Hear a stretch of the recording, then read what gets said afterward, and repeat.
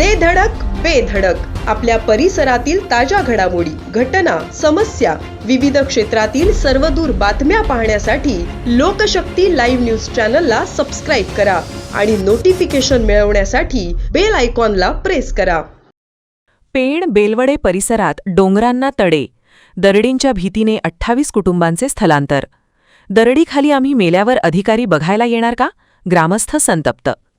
मुसळधार पावसामुळे पेण तालुक्यातील बेलवडे ग्रुप ग्रामपंचायत हद्दीतील डोंगराळ भागात गंभीर परिस्थिती निर्माण झाली आहे. बेंदीची वाडी, आदिवासी वाडी आणि मुंगोशी परिसरातील डोंगरांना मोठे तडे गेल्याने दरड कोसळण्याचा धोका वाढला आहे. अनेक घरांना भेगा पडल्या असून खबरदारीचा उपाय म्हणून 28 कुटुंबांतील सुमारे 80 ते 85 नागरिकांना सुरक्षित स्थळी हलविण्यात आले आहे. सतत सुरू असलेल्या मुसळधार पावसामुळे बेंदीची वाडी परिसरातील डोंगर मोठ्या प्रमाणात घसरू लागले आहेत. डोंगराच्या उतारावरून दगड कोसळत असून अनेक घरांच्या भिंतींना तडे गेले आहेत. वडाचा दांड शोळे मार्गालाही मोठ्या भेगा पडल्याने वाहतुकीचाही प्रश्न निर्माण झाला आहे. दरम्यान मुंगोशी येथेही दरड कोसळल्याने ग्रामस्थांमध्ये भीतीचे वातावरण आहे. परिस्थितीचे गांभीर्य लक्षात घेऊन बेलवडे ग्रुपचे सरपंच हरेश पाटील तसेच भाजप युवा मोर्चाचे पदाधिकारी प्रवीण पाटील यांनी तातडीने ग्रामस्थांचे सुरक्षित स्थळी स्थलांतर केले. तसेच बाधितांसाठी अन्न व पिण्याच्या पाण्याची व्यवस्था करण्यात आली. मात्र एवढी गंभीर परिस्थिती निर्माण होऊनही अद्याप एकही शासकीय अधिकारी घटनास्थळी पोहोचला नसल्याचा आरोप ग्रामस्थांनी केला आहे. आमच्या वाडीत 28 घरे आणि 80 ते 85 लोक राहतात. आम्हाला सुरक्षित ठिकाणी हलविण्यात आले, पण पुढील व्यवस्था काय? प्रशासनाने तातडीने मदत करावी, अशी मागणी प्रवीण पाटील यांनी केली. दरडीच्या भीतीने आदिवासी वाडीतील नागरिक गेल्या 3 दिवसांपासून रात्रभर जागे आहेत. दरड आमच्या अंगावर येणार की आम्ही मेल्यावर अधिकारी बघायला येणार का, असा संतप्त सवाल ग्रामस्थांनी उपस्थित केला आहे. प्रशासनाने तातडीने पंचनामा करून बाधित कुटुंबांना आर्थिक मदत, सुरक्षित निवारा आणि आवश्यक सुविधा उपलब्ध करून द्याव्यात, अशी जोरदार मागणी होत आहे.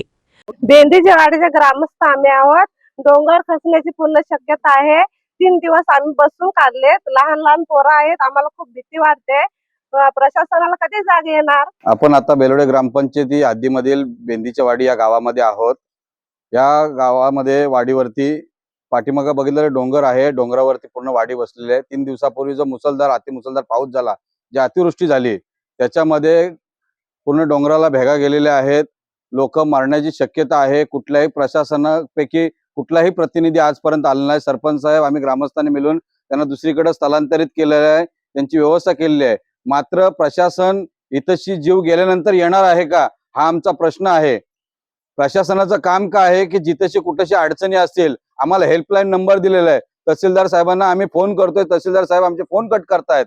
मग आमचा प्रशासनाचा किंवा सरकारचा प्रतिनिधी ते आम्हाला मारण्यासाठी वाऱ्यावर सोडलेला आहे का?